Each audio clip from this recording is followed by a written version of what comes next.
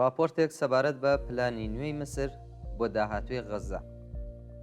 لە کاتی پێشنیاری ترامپ سەبارەت بە غەزە کە بریتی بوو لە گواستنەوەی نزیکەی 2 ملیۆن دانیشتووی ئەم ناوچە فەلەستینیە بۆ وڵاتانی دراوسێ، حکوومەتی مسر خەریکی داڕشتنی پلانێکە بۆ بنیاتنانەوەی غەزە بەبێ ناچارکردنی فەلەستینیەکان بۆ بەجێهێشتن. پێشنیاری مسر بریتە لە دروستکردنی ناوچەی ئارام لە ناوکەرتی غەزە کە فەلەستینیەکان بتوانن بە شێوەیەکی کاتی تێدا بژین هەتا کۆمپانە میسری و نێودەوڵەتیەکان ژێرخانی ئەم ناوچەیە بنیاد دەنێنەوە.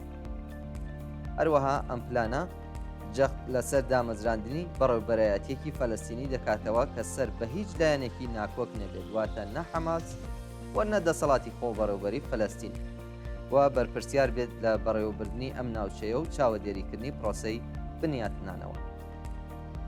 بەپێی وتەی بەرپرسانی میسری کە بەرپرسن لە جێبەجێکردنی ئەم پرۆژەیە، هێزێکی پۆلیسی فەلەستینی پێک دێت لە هێزە کۆنەکانی پۆلیسی دەسەڵاتی خۆبەڕێوەبەری کە دوای دەست بەسەرداگرتنی حەماس بەسەر غەزە لە ساڵی 2007 زاینی لەم ناوچەیەمانە.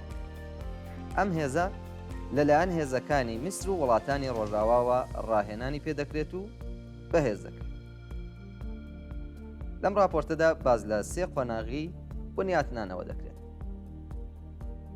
بە پێم پلانە بنیاتنانەوەی غەزە لە 3 قۆناغدا و لە ماوەی 5 ساڵدا ئەنجام دەدرێت بەبێ ئەوەی فەلەستینیەکان ناچار بکرێن خاکی خۆیان بەجێبهێڵن.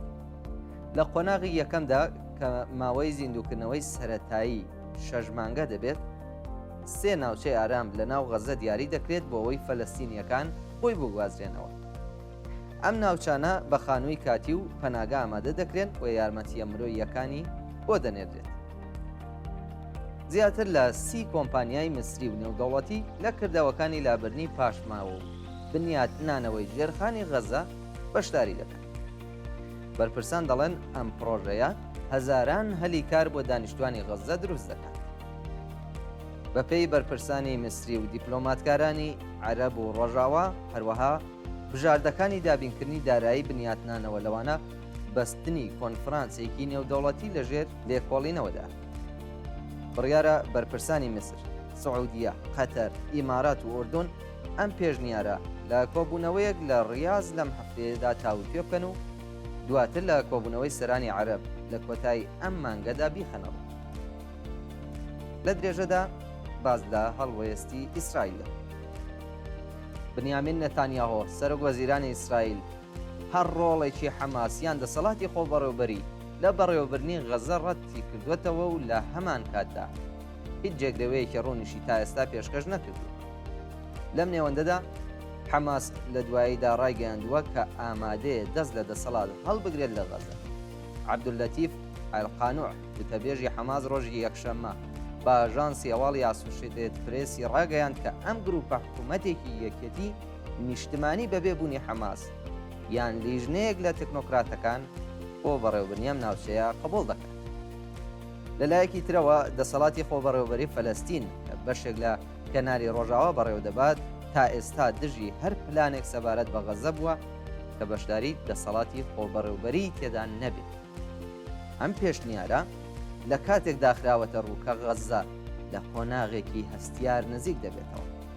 یەکەم قۆناغی ئاگربەستی کاتی لە سەرەتای مارس کۆتایی دێت و لە کاتێکدا دانووسانەکان بۆ قۆناغی دووەم بەردەوامە بابەتە گرنگەکان وەک ئازادکردنی هەمووی لە ئیسرائیلیەکان لەدەست حەماس، کشانەوەی تەواوی ئیسرائیل لە غەزە و وەستانی درێژخایانی جەنگ لە ژێرباسدا.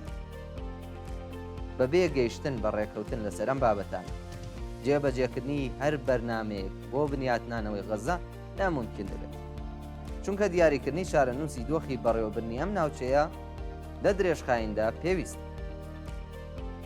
پێچووی بنیاتنانەوەی غەزە لە کاتی دەستپێکردنی جەنگی ئیسرائیل دژی غەزە لە 7 ئۆکتۆبری 2023 زاینیەوە، هێرشەکانی ئیسرائیل بۆتە هۆی وێرانکردنی نزیکەی 250,000 یەکەی نیشتەجێ. بەپێی خەمڵاندەکانی نەتەوە یەکگرتووەکان، زیاتر لە 90% ڕێگا و زیاتر لە 80% دامەزراوە تەندروستیەکان لە غەزە زیانیان پێگەشتووە یان وێران کراوە. هەروەها زیانەکانی بەرکەوتوو بە ژێرخان نزیکەی 30 میلیارد دلار خەمێنراوە. بەپێی راپۆرتەکان ڕێژەی زیانەکانی بەرکەوتوو بە ماڵە نیشتەجێبووەکان دەگاتە نزیکەی 16 میلیارد دلار.